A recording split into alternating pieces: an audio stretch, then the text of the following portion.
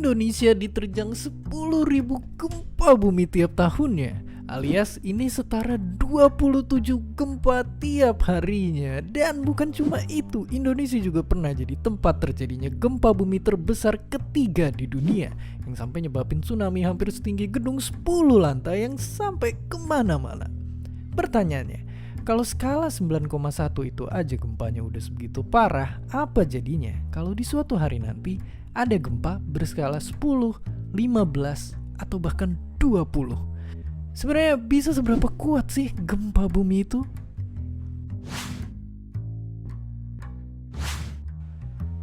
Ternyata gempa yang paling kuat pernah tercatat ada di negara ini dengan skala 9,5.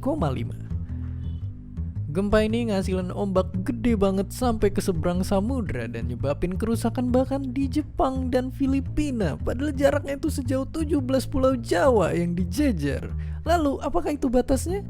Secara matematis sebenarnya gempa terkuat itu gak ada batasnya.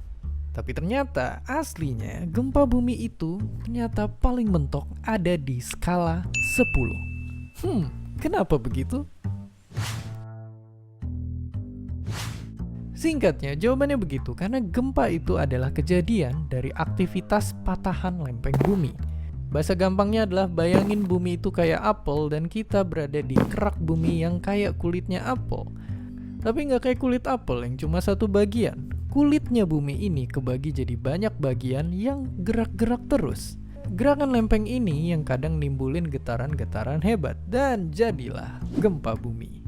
Nah, tapi untuk ngasilin gempa yang besar, butuh patahan yang besar juga.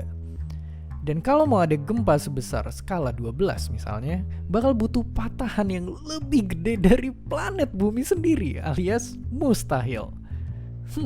Kalau gitu, gimana kalau gempanya kita bikin sendiri? Ya, ternyata jadi gempa itu emang bisa disebabin sama aktivitas manusia. Misalnya dari ledakan bom atom atau pertambangan.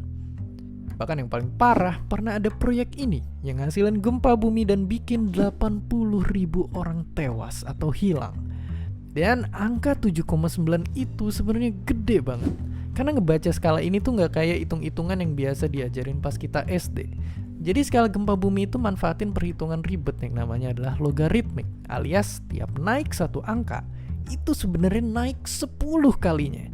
Jadi getaran gempa skala 8 itu 100 kali lipatnya gempa di skala 6. Oke, jadi biar bisa ngindarin semua kengerian ini, pertanyaan selanjutnya adalah bisa nggak sih gempa itu kita prediksi? Lucunya di saat teknologi kita sekarang udah bisa ngeramal hujan badai dan pergerakan asteroid yang kompleks di luar angkasa, nyatanya kita belum bisa tahu kapan dan di mana gempa akan terjadi. Kenapa begitu? Ini karena saat gempa itu kejadian, tanda-tanda yang bisa kelihatan itu munculnya suka seenak jidatnya, alias random banget.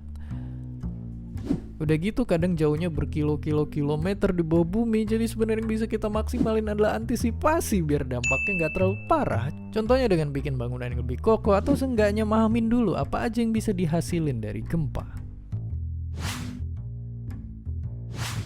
Pada akhirnya kita makin sadar kalau manusia di planet ini cuma makhluk kecil yang cuma numpang. Ya, jadi jangan macam-macam karena kalau marah dia bisa aja getarin rumah kita dan muter balikin dunia kapan aja. Dan seperti biasa, terima kasih.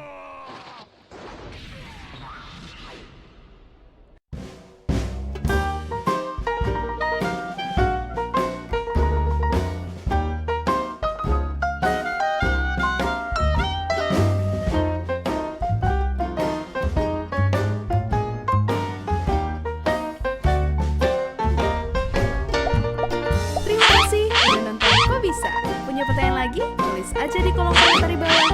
Keep asking and stay curious.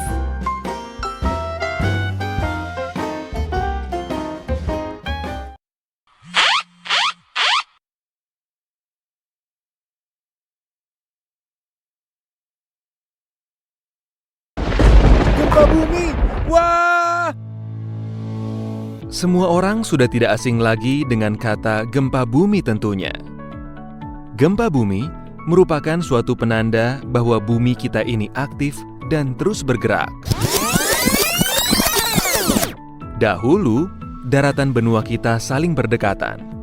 Tetapi karena proses pergerakan bumi yang terjadi selama berjuta-juta tahun, lalu menyebabkan terpisahnya daratan dan naiknya beberapa dasar laut ke permukaan hingga seperti sekarang ini.